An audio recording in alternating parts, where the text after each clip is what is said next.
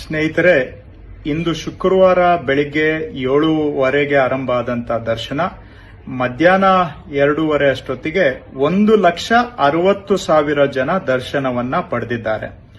ಆದರೂ ಸಹ ದರ್ಶನಕ್ಕೆ ಧರ್ಮ ದರ್ಶನದಲ್ಲಿ 7-8 ಗಂಟೆ ತಗೊಳ್ತಾ ಇದೆ ಮತ್ತು 300 ರೂಪಾಯಲ್ಲಿ 3, 4, 5 ಗಂಟೆ ತೆಗೆದುಕೊಳ್ತಾ ಇದೆ.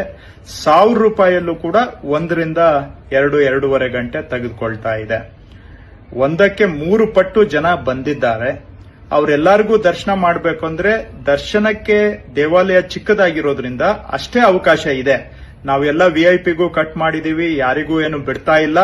ಆದ್ರೆ ದರ್ಶನಕ್ಕೆ 1 ನಿಮಿಷಕ್ಕೆ 120-150 ಜನಕ್ಕೆ ಮಾತ್ರ 1 ನಿಮಿಷಕ್ಕೆ ದರ್ಶನ ಮಾಡಲಿಕ್ಕೆ ಸಾಧ್ಯ. ದೇವಸ್ಥಾನದಲ್ಲಿ ಜಾಗ ಇರೋದು ಅಷ್ಟೇನೆ. 1 ನಿಮಿಷಕ್ಕೆ 150 ಜನ ದರ್ಶನ ಮಾಡ್ತಾ ಇದ್ದಾರೆ.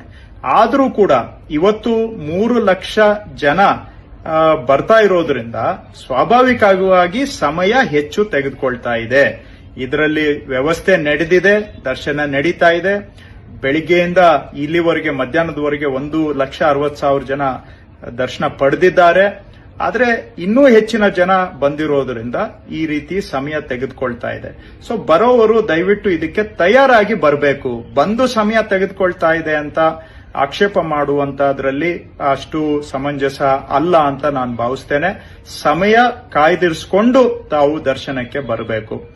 ನಾಳೆ ಶನಿವಾರ ರಾತ್ರಿ ಗೇಟ್ 10 ಗಂಟೆಗೆ ಬಂದಾಗುತ್ತೆ, ದರ್ಶನ 12 ಗಂಟೆಗೆ ನಿಲ್ಲುತ್ತೆ. ಭಾನುವಾರ ಬೆಳಿಗ್ಗೆ 6 ಗಂಟೆಗೆ ದರ್ಶನ ಮತ್ತೆ ಸ್ಟಾರ್ಟ್ ಆಗುತ್ತೆ. ಇದನ್ನು ತಾವು ದಯವಿಟ್ಟು ಗಮನದಲ್ಲಿ ಇಟ್ಕೊಳ್ಳಿ. ಬರುವ ದಿನಗಳಲ್ಲಿ ಪ್ರತಿನಿತ್ಯ 3 ಲಕ್ಷ ಜನ ಇರ್ತಾರೆ. ಇನ್ನ ಬಾಕಿ ಇರುವ 5 ದಿನ ನೀವು 6-7 ಗಂಟೆ ಆಗುತ್ತೆ ದರ್ಶನ, ಕನಿಷ್ಠ 6-7 ಗಂಟೆ ಅನ್ನೋದನ್ನ ಗಮನದಲ್ಲಿ ಇಟ್ಕೊಂಡು ಪ್ಲಾನ್ ಮಾಡಬೇಕಾಗಿ ತಮ್ಮಲ್ಲಿ ಮನವಿ.